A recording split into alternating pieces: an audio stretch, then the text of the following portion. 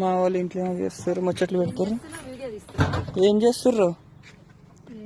చిన్నమ్మని video తీస్తుంది. ఏం తేవాలి? ఏమేమి తీసుకురావాలి మరి? బాడాయిలు, hair oil, cream, powder, baby సంతూరి అన్న.